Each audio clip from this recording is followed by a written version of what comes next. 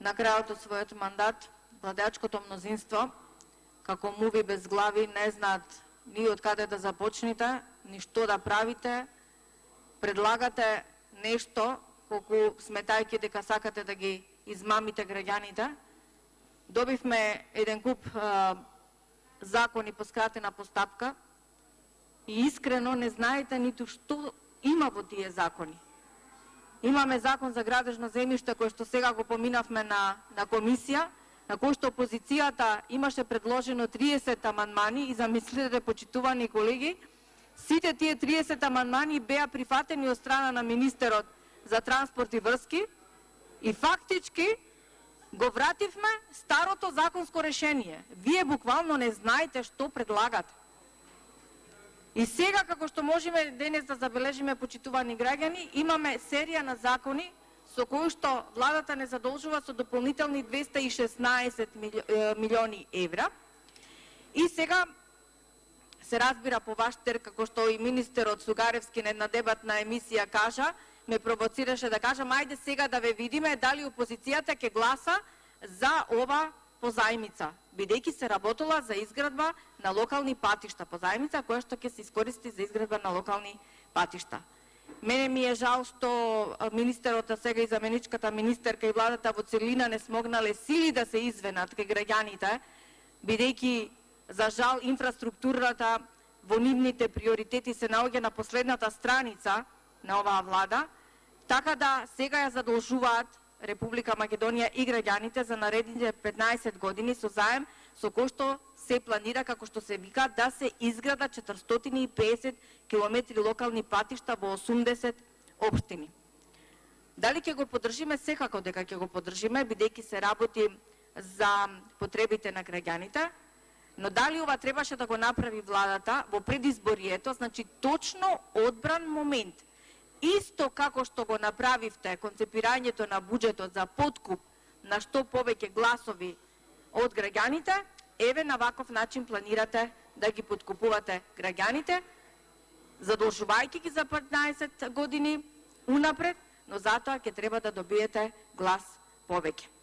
Вие кои за сиот овој период од скоро 3 години не успеавте да искреирате, а камоли да изреализирате барем еден ваш автохтонен проект во делот на инфраструктурата, кога се работи за изградба, не за рехабилитација, за изградба на патна инфраструктура, вие постојано сте со критика за претходната влада која што ваквите проекти ги има навистина и тоа како.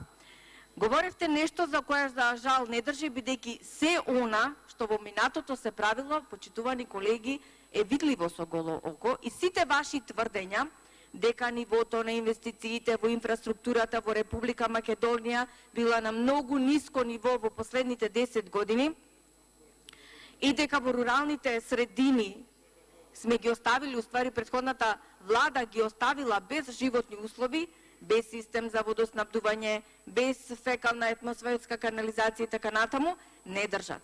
Вие што рековте? Вие рековте дека изградбата на канализационите мрежи од 18% колку наводно вие сте ја затекнале, ќе ја доведете до 44%, ама за жал такви некои зафати, за жал од ваша страна не видовме.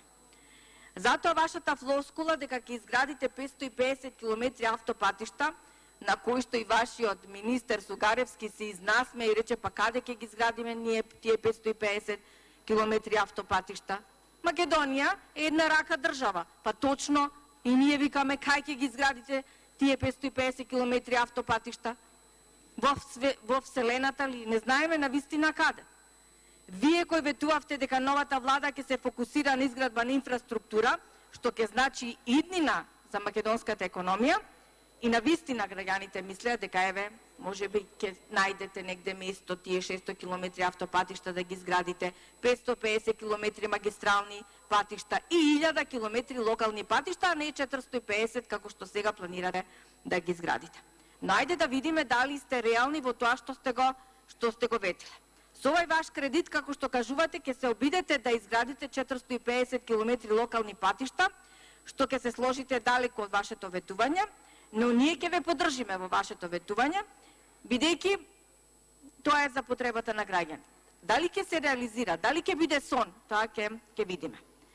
Имате 4 компоненти врз основа на кои што овај долг се заснива и првата компонента со која што ќе се финансираат техничката помош и активностите за градење на капацитетите на локалната и централната власт. Втората компонента е во делот на рехабилитација на локалните патишта, што значи вашето ветување во програмата и сега дека ќе изградите нова локална инфраструктура од 450 километри е научна фантастика, бидејќи вие повторно ги замајувате граѓаните, бидејќи нема да градите, вие ќе рехабилитирате. И мора овдека да направиме една дистинкција да се знае дека градење е едно, а рехабилитација или реконструкција е сосема нешто друго. Вие и со овај заем што ќе го правите, нема да изградите ниту 1 километар локален пат, она што го ветивте. Третата компонента е поддршка за спроведување на проектот и четвртата компонента нели се однесува на финансирање на непредвидени ситуации.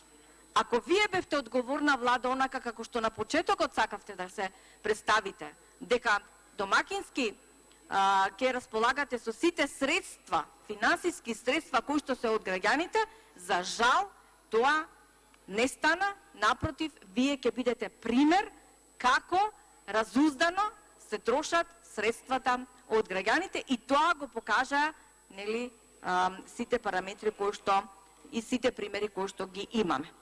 Замислете, 2,2 милиони евра потрошиле за овие 3 години за јадење, за пиење, за репрезентација општините, а ние сега се задолжуваме за 15 години унапред за да овозможиме средства, она што му било задача на општините да го направат, да градат и да рехабилитираат локални патишта, тие си го трошиле за јадење и пиење по кафани.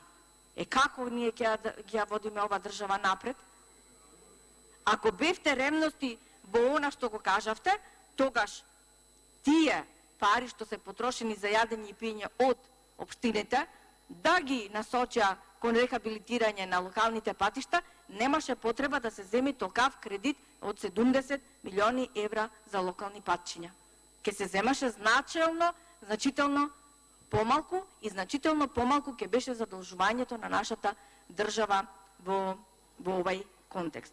Така да, почитувани колеги, не е во ред ова ваша политика како што ја нарековме купи ден продај политика и политика за задоволување на вашите огромни апетити.